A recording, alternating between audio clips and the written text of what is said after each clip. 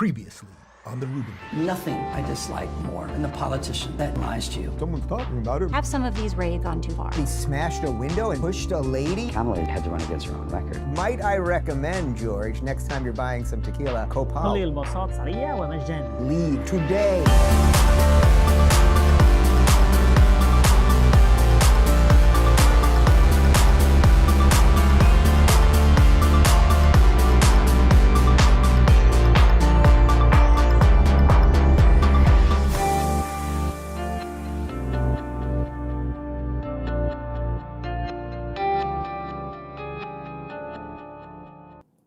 All right, people, I'm Dave Rubin. This is the Rubin Report. It is Election Day in America. That's right, November 4th, 2025. All eyes are on New York City, and I am thrilled that in about 5 minutes from now, I'm going to bring on America's mayor, the single best mayor in New York City history, and a true American hero and patriot, Rudy Giuliani. I could not have a better guest for today. This is a man who cleaned up New York City after the last time they brought in a self-proclaimed democratic socialist, David Dinkins, back in the late 80s, early 90s. And Rudy cleaned up the city and then his legacy after 9/11 and everything else. So we will get to all that. I want to hit a couple stories around the New York City election. There's also a big gubernatorial election in Jersey, which if the Republican wins, I sent some of the people who will likely flee from New York instead of all coming down here to Florida. Some of them probably will go to Jersey, but let's stick with New York City for just a moment because joking and sarcasm and hyperbole aside, this is a very, very, I would say, seminal day for the country, not just for New York, for the country. So according to Polymarket right now, the prediction is this: 92% chance that Zohran Mamdani will be the next mayor of New York City, a communist, a Marxist, a socialist, whatever you want to call him, with a dash of jihad. Andrew Cuomo has 8%. Curtis Sliwa, the Republican, has less than that, but it does not look good. Piers Morgan, who knows a little something about what it's like to live in a city run by a far left jihad-adjacent type, because he lives in London under Sadiq Khan.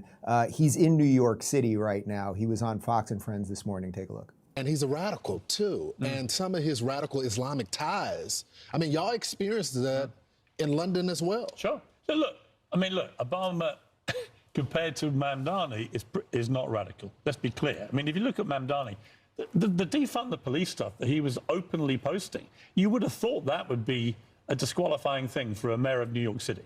You would just think if you call the NYPD a bunch of racists who have to be defunded, in other words, just stopped, you would think that person could never become the mayor. He's trying to pretend that he is, a nice little sheep. He's not. He's a wolf in sheep's clothing. Mm-hmm. He's a proper socialist who's going to whack people in New York. And the day of reckoning will come when he actually has to pay for all this stuff. And, there is nowhere in the world where you can point to where actual socialism over any sustained period has worked. Yes, that is completely correct. And of course, the socialist response to that is always, well, socialism has never been instituted properly, because every time, and the response that you should have to that is because every time it is started to become instituted, there is death, there is flight from the places that it is instituted in, or at least begun to be instituted in.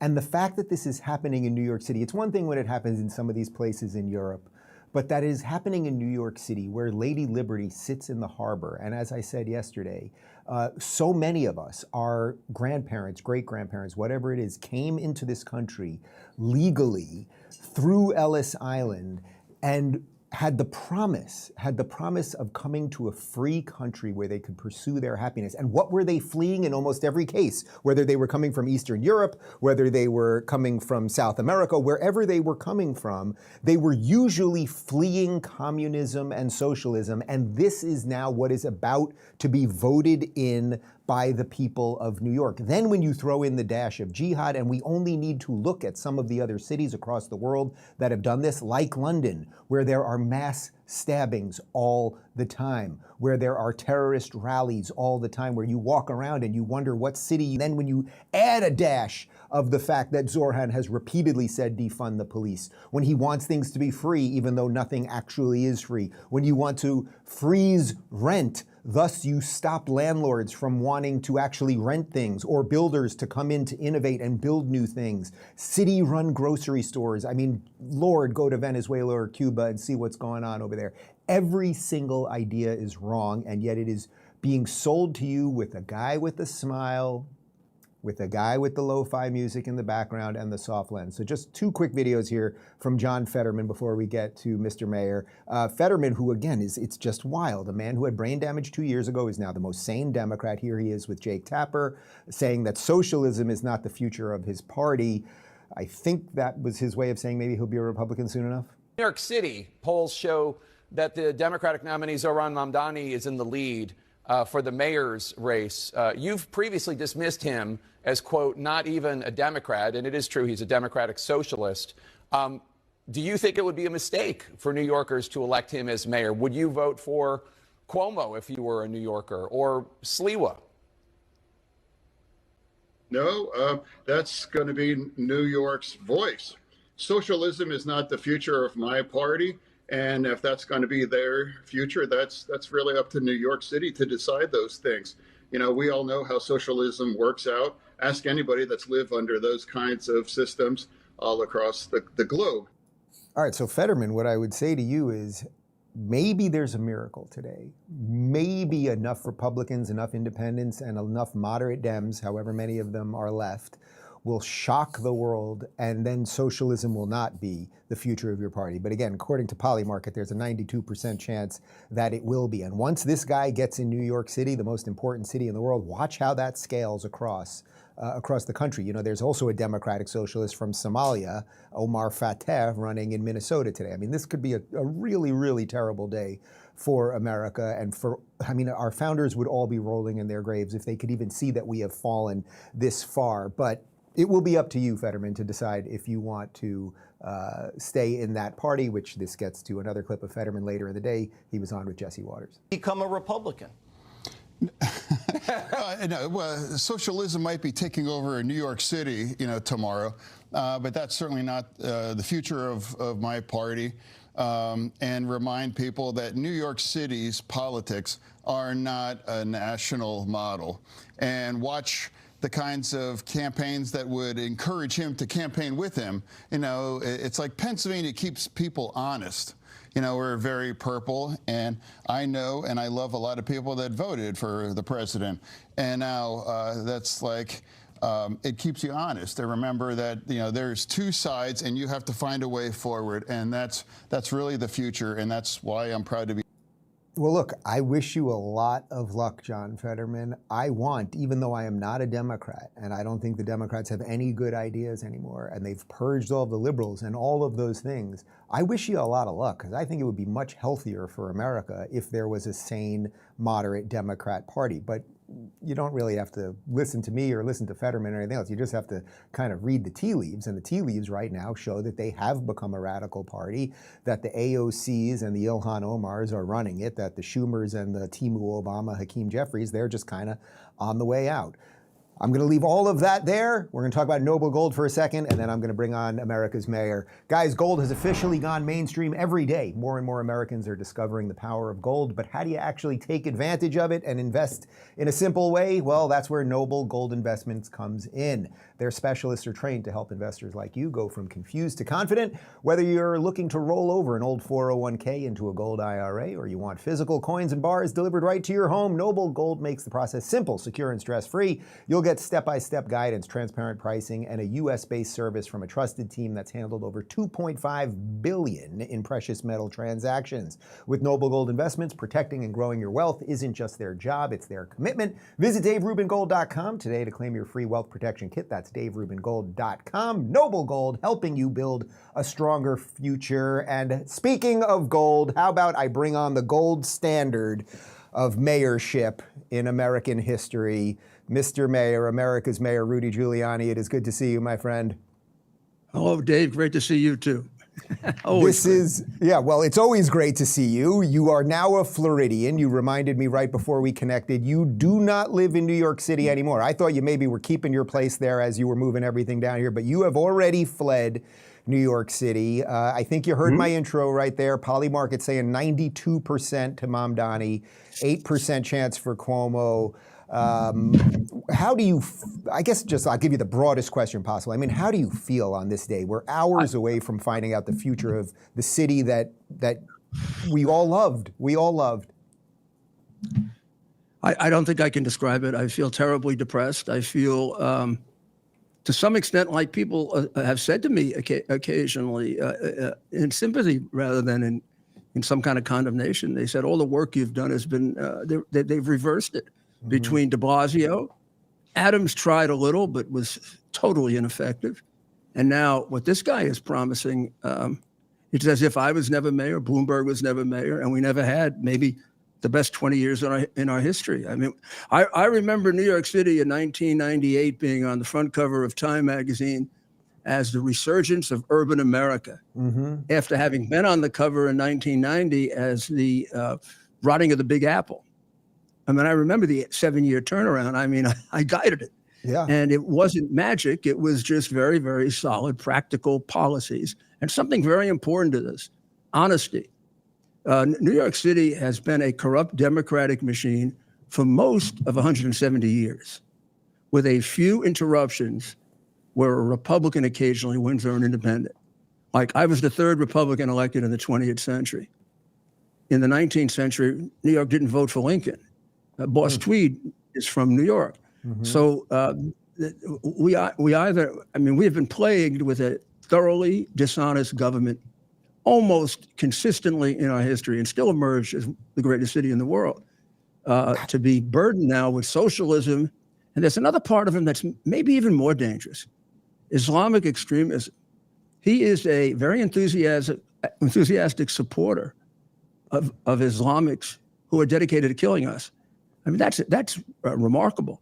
The socialism we might be able to work around. A lot of it's got to get the approval of the state legislature. Trump can cut off and defund a lot of it, and I think he'll be voted out. So I am worried about him on the socialist side, but I'm more worried about him on the part that isn't emphasized as much. I've never seen anybody as enthusiastically support Islamic terrorism as he does. The imam that he was with a week or two ago, I know him from when I was U.S. attorney. He has such a long history. He is officially considered an enemy of the United States. Right. He was a non-indicted co-conspirator in the 1993 World Trade Center bombing. His own imam. Yeah. Yeah, and he's been a witness for Islamic terrorists. He's been very close to being indicted several times, and I think he's under constant surveillance.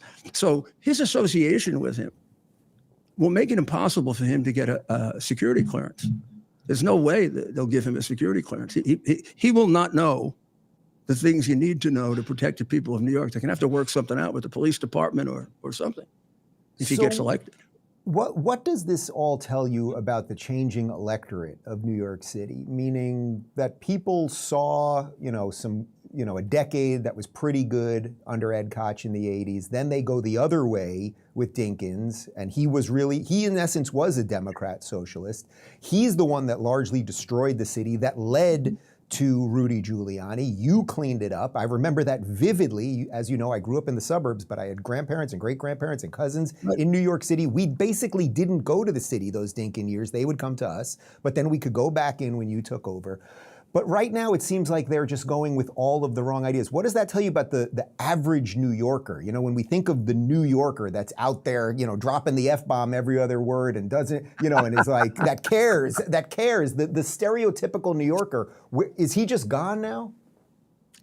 No, yes, to some extent, yes. There's no doubt the makeup of the city has changed pretty significantly from when I was mayor. But the worst part about New York is apathy. I mean, the worst part is New Yorkers take it for granted. They take it for granted they're the greatest city in the world and it'll always work out. The turnout today is likely to be the highest turnout since I ran against Dinkins. Since those races, all through the Bloomberg years, they went down and down and down. I think we were 29 or 30% when we reelected de Blasio. That's absurd. And a lot of the people that stay home are the non-ideological people that would reject the incredible lack of common sense in the left-wing agenda. Free buses. Well, who the hell is going to pay for them? Yep. Free grocery stores. Who's going to pay for them? Tax the rich. Well, eventually you'll have nobody to tax. Yep. And if we're not there, we're pretty close to it.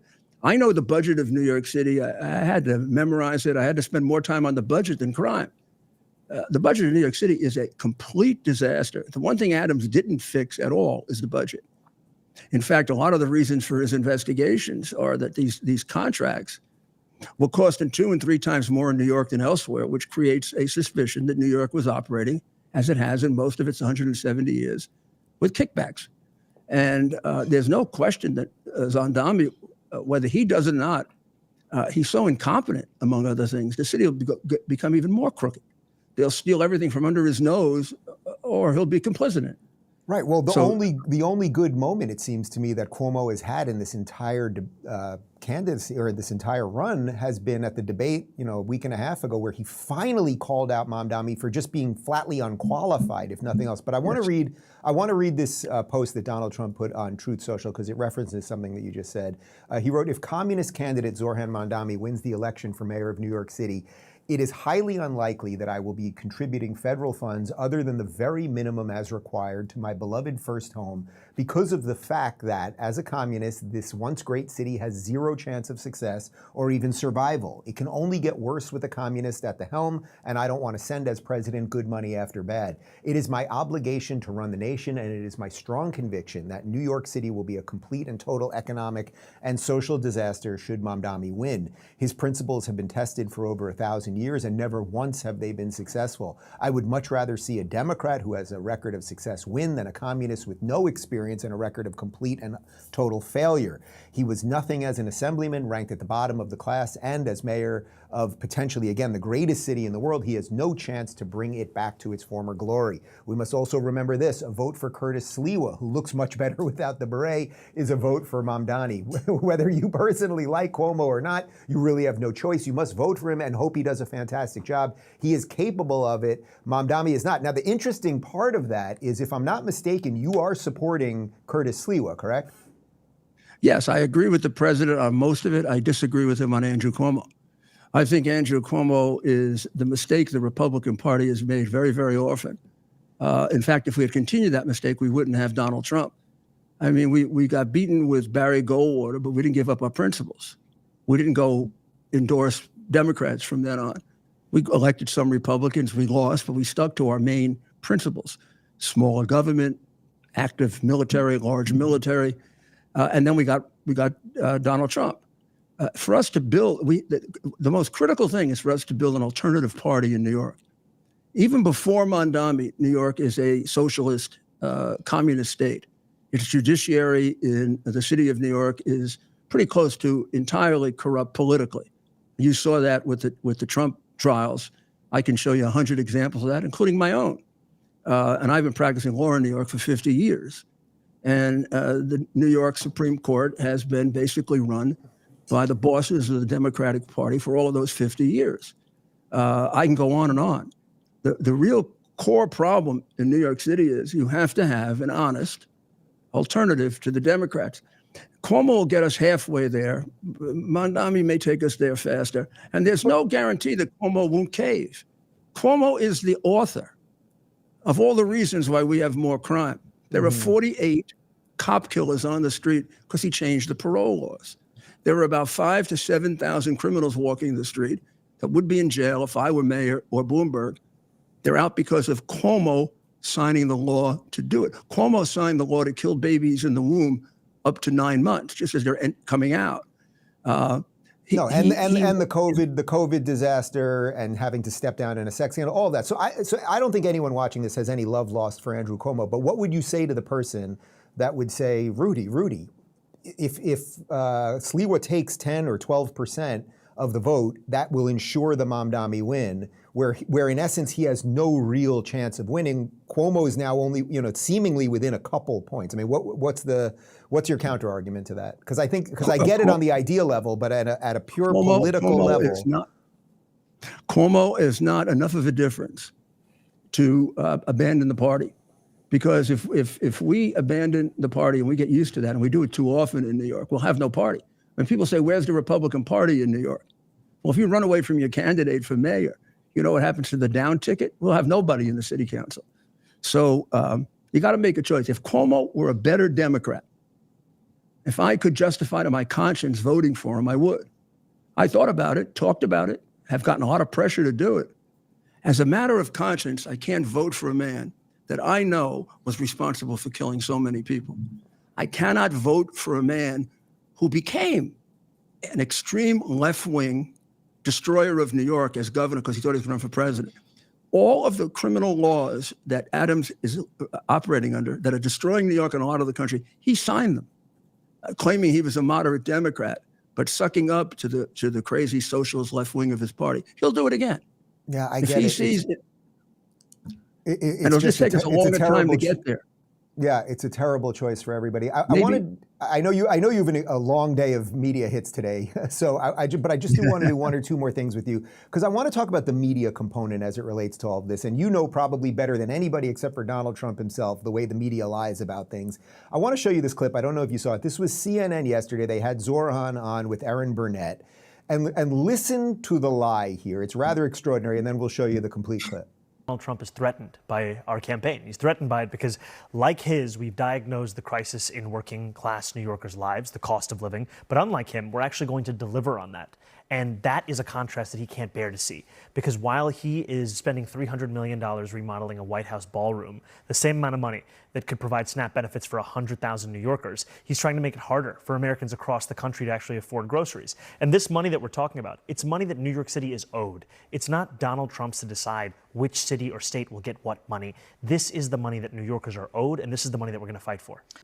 Mr. Mayor, did you catch the lie there? He says that Donald Trump is spending $300 million on a ballroom. Now, first off, it's all private donors. All. Yes, I double-checked it this morning. And then he says this is money that New York City is owed. It is a complete fabrication. But I'm not even annoyed with him. He's a liar. We all get it. He's a snake oil salesman. I'm annoyed at Erin Burnett because here is her response, or I should say lack thereof. This is the money that New Yorkers are owed, and this is the money that we're going to fight for. Okay, so Trump is not the only one talking about you tonight. Elon Musk is actually talking about you. What a pair. And obviously Musk had supported him. Yeah, okay. You just lied to my face. What do you make of that level of lying with the media, that she knows he's lying and they simply do not care? In some ways, even worse than Mamdani, it makes Mamdani possible. She's completely corrupt. The question was an obvious one, no matter what your prejudice is.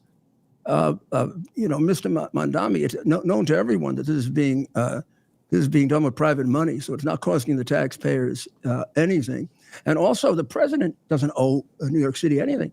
Right. There are all kinds of rules and regulations surrounding this money, and everyone knows New York City is the most corrupt city in the world. So of course, the federal government's going to have to hold up money. I mean, when I was U.S. attorney in New York, there probably wasn't a government program from the Great Society that wasn't corrupt. It's the reason I changed parties way back in 1970. I saw the Great Society. I thought this was wonderful. The first thing I'm investigating, half the money is going to Democratic crooks. And that is true throughout. Why did they spend more money on aliens? They spent more money on aliens so they could have a little overage for kickbacks. Just go look at the contracts. New York City, with 8 million people, has the same budget as Florida with 22 million people. What do you think the difference is? Corruption. Yeah. And of course, the president has to stop that. The Constitution says he has to make sure the laws are faithfully executed. If he didn't do it, he could be impeached. So the man is, among other things, highly unqualified. If he were a Republican conservative, they shouldn't make him mayor. He's highly unqualified. He's a child. He's a rich boy who's never had a job, probably never paid attention in school, doesn't seem to have much of an intellect, and he's completely unqualified for maybe, I don't know if it's the second most difficult job in America, certainly one of the 10 most difficult. and requires, even at a minimum, a person of reasonable intellect and integrity. Let me play one more clip, and then I know you got to get going here, because you mentioned, or you have fled New York City. You mentioned the amount of people that will flee, and they are planning to come after those people. Watch this. I've proposed is that we raise $10 billion to pay for our entire economic agenda and start to Trump-proof our city, because we know he'll use federal funding as leverage over this city. And we will do so in two key ways. The first is to match the state's top corporate tax rate to that of New Jersey. We are at 7.25%. They're at 11.5%. Corporations can pay it over there. They can pay it over here. And the beauty of it is that it doesn't just apply to corporations headquartered in New York City. Because when you say this, people will say, well, they're going to go to Florida. Mm-hmm. Wherever you are headquartered, as long as you do business in the state of New York, you are taxable for that corporate tax. We're talking about corporations that are making millions of dollars, not in revenue, but in profit. And the second is taxing the top 1% of New Yorkers. We're talking about people who make $1 million a year or more, taxing them just by a flat 2% tax increase. And I know if 50 Cent is listening, he's not going to be happy about this. Mm-hmm. He tends to not like this tax policy, but I want to be very clear. This is about $20,000 a year. It's a rounding error. And all of these things together, they make every New Yorker's life better, including those who are actually getting taxed. It's just evil, Mr. Mayor. I don't even know what to say. And he does it with a smile while he's trying to tax the high hell out of everybody, and that he will come after you even if you are actually not headquartered in New York City. I'll give you the last word here. Well, first of all, it could very well be unconstitutional. And of course, those people have the resources to challenge it. And second, he's going to lose everybody. New York and New Jersey and California are in a race for who loses the most people. Some years it's New Jersey per capita. Some years it's California. Some years it's New York. It's any guess as to who's going to win this year. I think New York will, because of the fear of him. I live here in Florida. You live here in Florida. The best business to be in is the real estate business, a real estate agent. It's hard to get one. They're so busy, and many of them are coming from New York. The flight was terrible before him. I mean, it was a problem for Adams that he wasn't solving. It's intensified tremendously now. So I don't know who he thinks he's going to have to tax. I mean, I faced this with Dinkins. I mean, we had the highest tax rates, even higher than now. We had 2,000 murders a year as opposed to 400 that we have now. And I was afraid there'd be no city left. I mean, we hadn't had a new Fortune 500 company in 15 years. We were down to 6 million people coming to Broadway. We got it up to 18. I mean, the man obviously is a committed communist, not a socialist. He's a committed communist. And as I say, the thing to emphasize about him is that frightens me more than anything else. New York City is the #1 target of Islamic terrorism in America.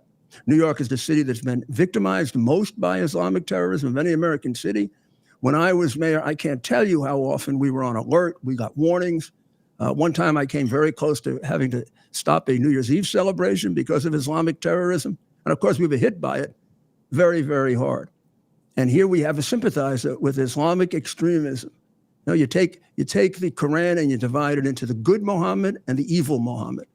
And some Muslims, most hopefully follow the good Muhammad and they cut the Quran off. But some of them follow the evil Muhammad. Well, he supports all the people that follow the evil Muhammad.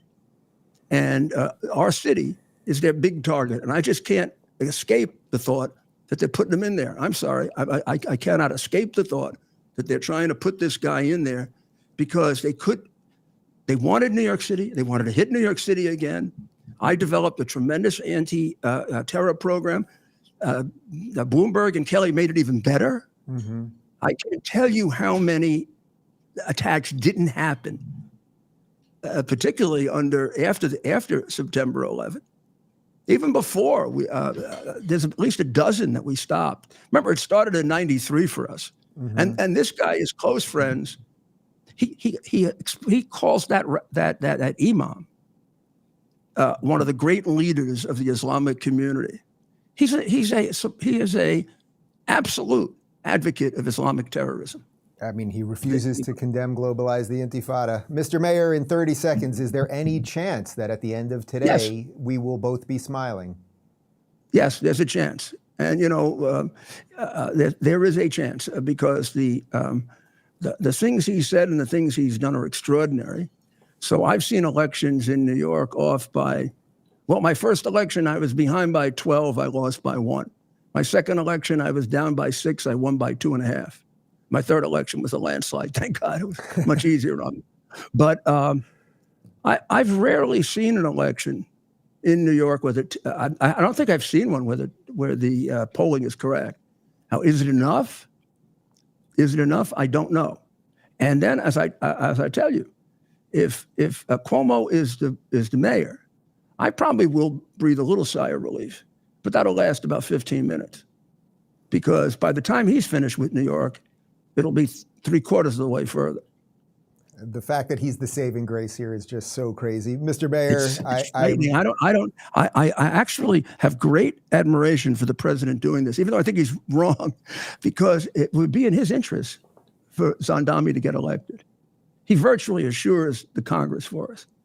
I mean, I remember in 2010 when we won the Congress with Pelosi, before we just ran against Pelosi and won the Congress. Oh, we run against him in North Carolina. What do you think is going to happen there? Right. Well, it's just such a crazy thing to think about, that in a weird way, him winning causes the Republicans to keep the House, because everything, oh God, politics is insane. Mr. Mayor, I am honored to call you a friend. And you are terrific. Well, you are one of the very, very best. And there are a whole bunch of other things we should talk about, because I'd love to hear your take on it. Yes, there's some other things that we should talk about, right? Exactly. Well, we will do that over dinner somewhere here in the free state of Florida. Thank you, my friend, and let's pray for New York. Thanks, Dave. God bless. I mean, he is a great man. For those of you that don't remember, if you're on the younger side watching this, like, if you don't remember what that guy did to, it wasn't just New York. He saved America during 9/11. I mean, trust me, I lived there. We were glued to our TVs every day for weeks. No one went anywhere for 2 months. I lived on 90th and 1st, which was the polar opposite of Ground Zero there in the city, right? 90 plus blocks away on the other side. I was on the east side, and you could smell the soot for weeks, and just the fear that everybody had. And was this just the beginning of endless terror, and that he kept everybody calm and rebuilt that place? On top of the fact that before that, his legacy was already that he had saved the city from crime and drugs and cleaned it up, and Times Square was an absolute disaster, and he fixed that. He is a great, great American. I want to go a little bit more on some of the Mamdani stuff, because we talked a little bit about the flight that is basically inevitable if Mamdani becomes mayor today. And listen to this from the New York Post. Hundreds of thousands of New Yorkers are prepared to bolt from the Big Apple if socialist candidate Zohran Mamdani wins Tuesday's mayoral race, potentially setting the stage for the largest population flight in U.S. history. An alarming new poll warned early Monday around 765,000 people of the 8.4 million residents who call New York City home are preparing to leave, with about 9% of New Yorkers sharing that they would definitely leave if Mamdani is elected the 111th mayor, the Daily Mail reported, citing a survey conducted by JL Partners. If those residents were to leave, it would be equal to the population of Washington, D.C., Las Vegas, or Seattle fleeing the city. Another 25% of New Yorkers, about 2.12 million, said they would consider packing up and leaving. Among high earners, 7% of those making over $250,000 a year said they would definitely flee. Guys, it cannot be overstated how dangerous this is, because not only does he have all of the wrong policies, but now if you take, that's 9% of the people. But let's say that's over. Let's say they're just polling over, right? And it's half of that. So it's basically 4.5% of the people of New York City flee. These are the earners. These are people who build things. These are job creators. These are people who pay their fair share of taxes. There's never a fair enough share that they want, that the Democrats are willing to take. And then they will bring all of their talents and their skills and their jobs and their families and their law-abiding ways. And where are they going to bring them? They're going to bring them down here to Florida, right? That's where most of the New Yorkers will end up. Yes, some will go to Texas, some will go to Tennessee, but culturally, Florida makes a little more sense, right? And that's where so many New Yorkers, the snowbirds have winter homes already and everything else. Some, if Jersey goes Republican today, will probably just say, all right, we'll just move 45 minutes the other way and we'll go to Jersey. But if Jersey sticks with the Democrat, Phil Murphy, then they probably won't go there either, where they are taxed to high hell and everything else. But this is an absolute pending disaster for the country. But as Rudy points out, in a weird way, if New York City goes down in the most horrific possible way, and he's definitely emphasizing the Islamism point more than the communism point in some sense. If it does, then the focus is on that for a year, and then maybe that allows the Republicans to keep the House. So maybe there is some silver lining there, but is that really what we had to do here? We had to lose New York City so that the country could stay right? Like, it's just such a series of crazy things. Here is Timu Obama, Hakeem, Jeffries, trying to explain that Zohran is not the future of the Democratic Party, but watch how afraid he is of every word coming out of his own mouth. For mayoral candidate Zohran Mamdani, do you see Mamdani as the future of the Democratic Party? No, I think the future of the Democratic Party is going to fall, as far as we're concerned, relative to the House Democratic Caucus and members who are doing a great work all across the country as it relates to our need to both take back control of the House, but in doing so, make sure that we're communicating to the American people like, we understand you deserve better. He is afraid of his own shadow. That was not an answer. You want an answer? Do you think Mamdani is the future of the party? Here's what your answer should have been, Timu Obama. What you should have said is, Democrat socialism or communism or whatever this guy is selling is not the future of the party. Democrats used to be liberals. Liberals are for individual rights and limited government. We do see some more use of government and social programs, perhaps, than Republicans do, but we believe in police.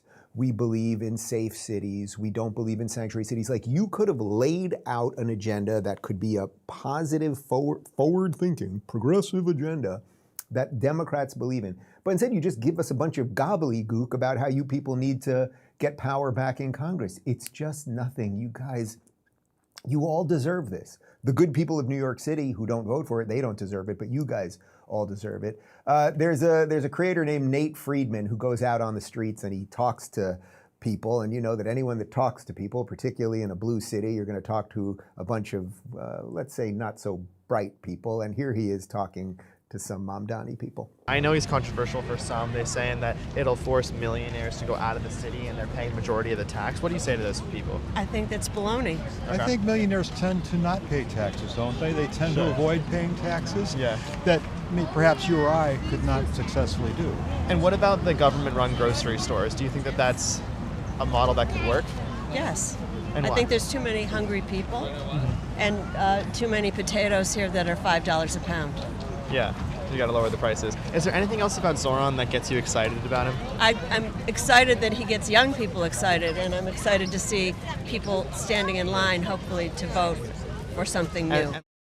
Middle-aged white liberals are going to kill all of us. Look at them in their perfectly new clothes. Can you get a screenshot of that? I don't want to, I know they're just two random people on the street, so whatever, but like, their clothes are perfect and brand new, right? As if it was from the J. Peterman catalog, right?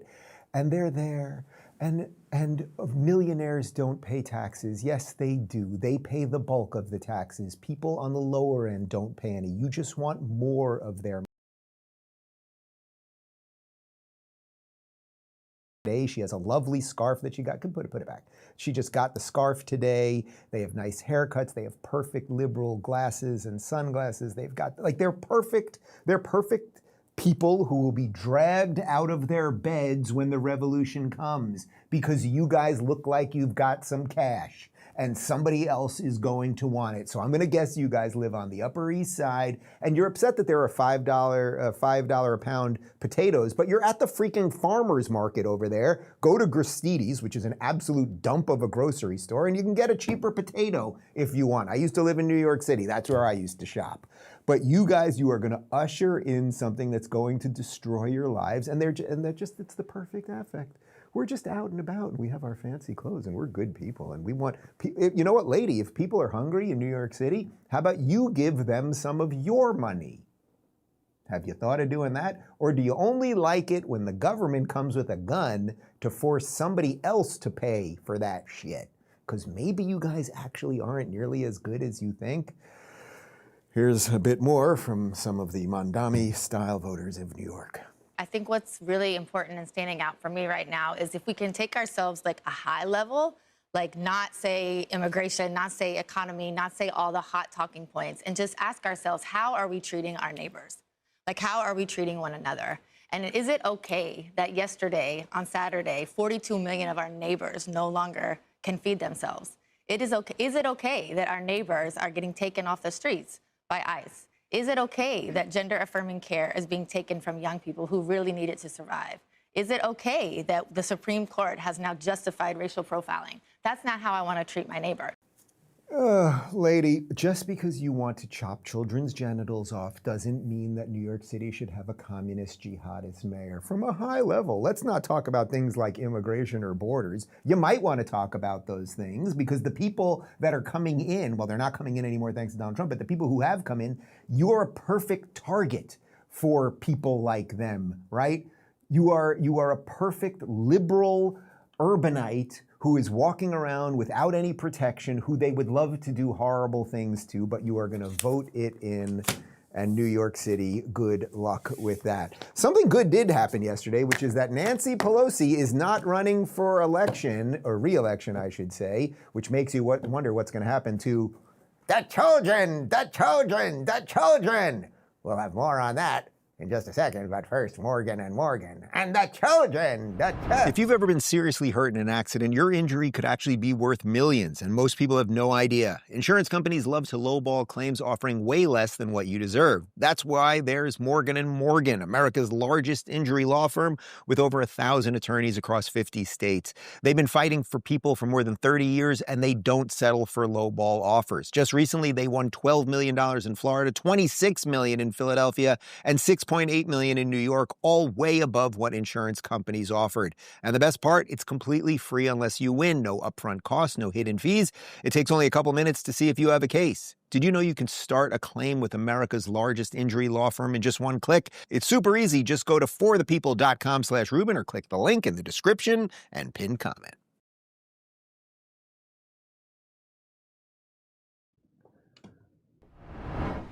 So 85-year-old Nancy Pelosi is not going to run for re-election.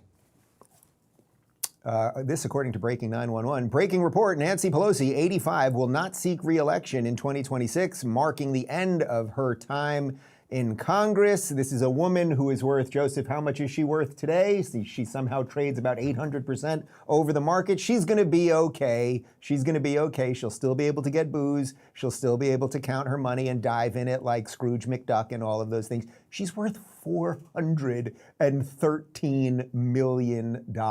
My God.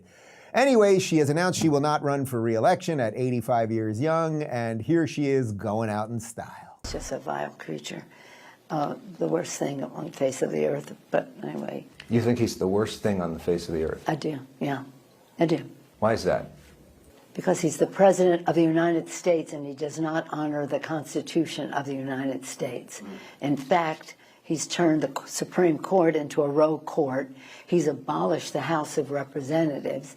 He's chilled the press.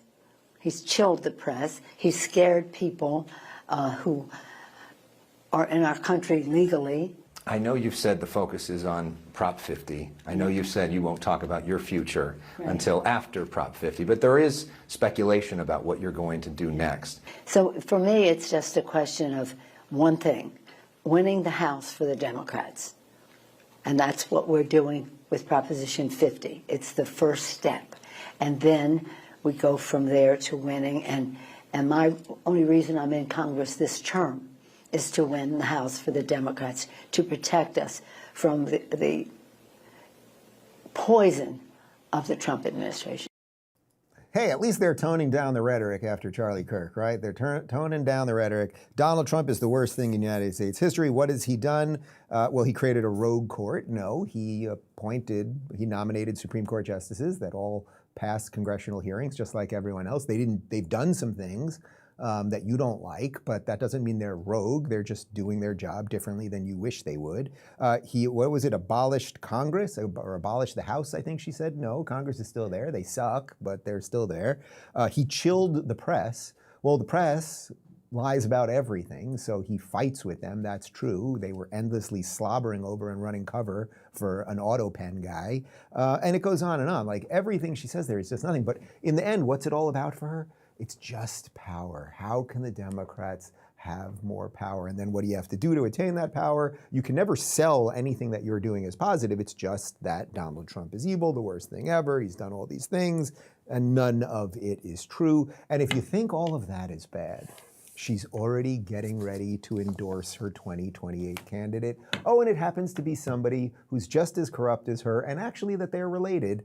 It's Gavin Newsom. It's clear that this governor has a vision for our country. He has knowledge of our country and our state. The state of California, the fourth largest economy in the world. Gavin manages that way, with great dignity. He has strategic thinking about how to get things done, and that is what has brought us together here. When this opportunity occurred, Gavin had a plan. He's a man with a plan, and that's what brings us here today. Utter meaningless drivel. What is his record? The destruction of San Francisco, the destruction of California, the flight from that once great state that was the dream of the country. It was literally the dream of the country, right? It was the gold rush. We're going to go west, and we're going to finally get to California and build it into this unbelievable thing with extraordinary geography that should have every advantage, and now people flee it because they are fleeing that man. It should be noted that Pelosi is anti-marriage to Gavin Newsom. I mean, that to be at that table during Thanksgiving, like that devil-worshipping, eating children table, awful. Here's Gavin's wife, who is also equally as awful as the rest of them. And I will tell you right now, I will not raise my children to think Donald Trump is an acceptable American leader.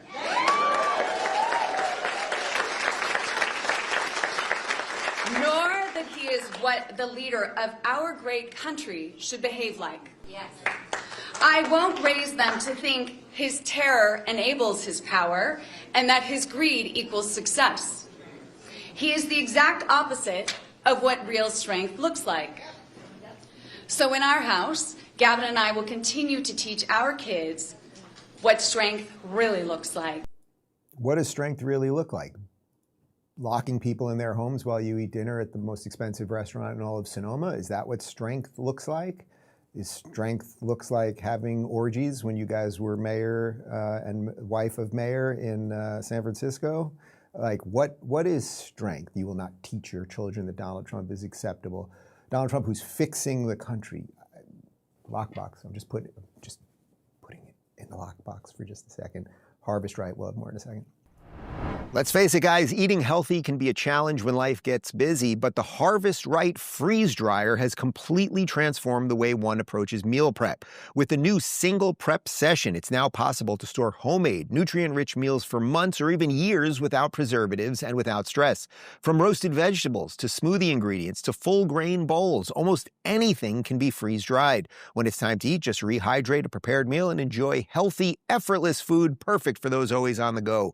It's like having a reliable backup plan for every weeknight dinner emergency. Even snacks get a serious upgrade. Freeze-dried apples, strawberries, and mangoes become go-to treats, naturally sweet with no added sugar. They're not only satisfying, but also kid-approved. For anyone tired of relying on takeout or watching fresh produce go to waste, this is the kitchen upgrade that makes all the difference, and it's a serious money saver, too. Take control of your meals at harvestright.com/Rubin. All right, let's jump back over to, well, it's not actually to CNN, but it is related to CNN host Abby Phillip. And you know this lady, she hosts that 8 o'clock show. It's where Scott Jennings smacks around a bunch of leftist dingbats, and she sits there, and you can tell there's not a lot going on in her brain, but she can occasionally move the conversation along. Here she went on that guy Lenny, what are they, Charlemagne? Well, I call him Lenny. I will not call someone God. His name's Lenny. She went on, right? Oh, this is Pod Save America. Where am I coming up with the Lenny thing? She goes on Pod Save America. This is a bunch of guys that they all worked for Obama. They all desperately need TRT injections, and they talked about MAGA. Do you feel like you better understand what drives MAGA politics because of this show? Yeah. Yeah. You feel like you got enough of the like Yeah, I mean, people's true feelings. I talk to tried and true, dyed in the wool MAGA people every single day. And so, yeah, I understand where they come from. I understand the information silos that they're in that make it hard to see outside of it. And it's not that complicated. I mean, I think that they like winning. And Trump is winning in their minds. So in a way, it to me, it boils down to mostly that. She's just so terrible. I mean, it's just like the lack of confidence she speaks with. She's just dim. I guess that's what it is. She's just dim. Yes, it's all of us who are in the bubble. You guys run the bubble. You are the bubble. You are CNN. Your show, Abby, every day you put on 4 Democrats and then you put on 1 Republican who has to punch through the bubble. That's what Scott Jennings, it should say, Scott Jennings should have a little thing in front of him, a little placard in front of him. It should say bubble puncher, because you are the bubble, but the information silo that we all exist in, lady, I'd be happy to go on the show and explain it to you. Like, I really would. If you need me to explain it to you live, I'll do it live and unedited. Anyway, speaking of dim people, Whoopi over at The View. Yeah, we're doing The View. It is what it is. She was handed a legal note live on air, and I thought this was kind of fun. The Trump family has made about $1.8 billion profited off of this government. And he said that Joe Biden didn't know who he was pardoning using an autopen. How come he don't know who this guy is? Because he used an autopen. Let me meetings with the judge. The meetings that they're supposed to go to when they're listening to what the hell, what? I love when Sonny passes notes. We don't know if Trump used an autopen to part. It was a joke. Yes. We don't know if Trump used an autopen to part. Come on. But we do know that he didn't know who that crypto guy was. Well, I'm sorry. You know, the hardest thing about this job now is no one understands nuance. You know when you hear a joke, when somebody's fooling around, when they're not saying something specific, especially on this show. I'm very specific when I'm pointing stuff out. When I'm making jokes, you know when I'm making jokes. This is ridiculous. Anywho, the other thing that really upsets me about when I'm making jokes, you know I'm making jokes. Connor, can we play the joke again? He was pardoning using an autopen. How come he don't know who this guy is? Because he used an autopen. Connor, can you play that one more time? Because maybe my sense of humor hasn't fully kicked in. A little light on the coffee today. He was pardoning using an autopen. How come he don't know who this guy is? Because he used an autopen. Because he used an autopen. That's not a joke, lady. You just made that up and said it. And then you had to read the retraction and you just look ridiculous. I mean, I love it. They hand her a piece of paper in the middle of a show. Can you imagine just being live on air and someone hands you a piece of paper? Like how, oh, see that? Great show, Dave. Someone's getting lunch today, Joseph. All right, guys, we got one more for you today because it is a bit of a bizarro day, but I wanted to end on a positive note. Alex Karp, who we've shown you a couple videos of, he is the CEO of Palantir. I hear he has, I think, an excellent explainer on what will overall happen to Democrats in the long term and how people will eventually wake up to this nonsense. And honestly, probably shouldn't say this is why I thought the Democrats were going to lose the election, why they did, because people want to live in peace. They want to go home. They do not want to hear your woke pagan ideology. They want to know they're safe. And safe means that the other person is scared. That's how you make someone safe.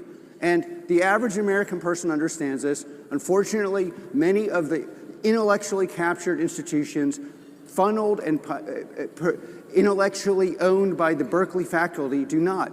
And that's what they want. It's sure as hell what I want. And that's what Palantir and all the people in this room, I hope, we're here to serve the American people. And my version of service is the soldiers are happier, the enemies are scared, and Americans go back to enjoying the fact that we're the only one with a real tech scene in this country, and we're going to win everything. Well, winning everything would be pretty good, but I'll settle for the first part, which is how about just some safe streets? How about stop pushing all this crap on us? You know, he calls it the woke pagan ideology. I mean, that really is what's being pushed on New York City right now, because it's wokeness, it's communism, it's that dash of jihad, it's all of the bad stuff is now about to be voted in by the people of New York. And again, as I said earlier, the saving grace maybe is that if New York City burns, and what a horrible position to put the good New Yorkers in, but maybe that enables the Republicans to get momentum for the midterms. Like, what an unbelievable Faustian bargain that is. Like, just terrible. But we shall see. And as Rudy said, look, a miracle could happen. An absolute miracle could happen. We shall see. Good luck, New York. Good luck, New Jersey. Good luck, Minnesota. And I think there might be a couple other elections going on. I thank you guys for watching. We got a post-game show at rubinreport.locals.com in 30 seconds. Adios.